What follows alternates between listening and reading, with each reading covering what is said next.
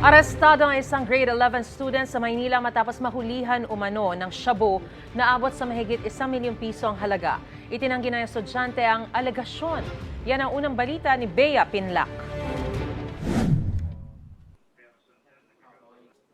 Hindi muna makakapasok sa klase ang 18 anyos na grade 11 student na ito. Sa kulungan kasi ang bagsak niya matapos umanong mahulihan ng 150 grams ng shabu na nagkakahalaga ng mahigit 1 milyong piso sa buy-bust operation ng pulisya sa Sampaloc, Maynila.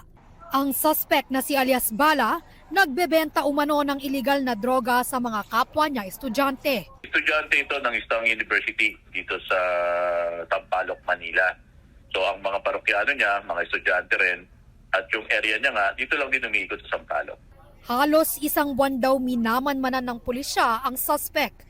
Patuloy ang investigasyon para matunton kung sino ang source niya ng droga. Itinanggi naman ng suspect na sangkot siya sa kalakaran ng iligal na droga. Nakatambay lang naman po kami sa labas. Hindi naman po namin alam na may mangyayaring ganun. Wala naman po kami kasing kinalaman sa ganyan. Hindi po ako gumagamit ng drugs, kahit drug test pa. Nakakulong na ang suspect sa Barbosa Police Station. Nahaharap siya sa reklamong paglabag sa Comprehensive Dangerous Drugs Act of 2002. Ito ang unang balita, Bea Pinlac para sa GMA Integrated News. Mga kapuso, para una ka sa mga balita, mag-subscribe sa GMA Integrated News sa YouTube. Sa mga kapuso abroad, subaybayan niyo po kami sa GMA Pinoy TV at sa www.gmanews.tv.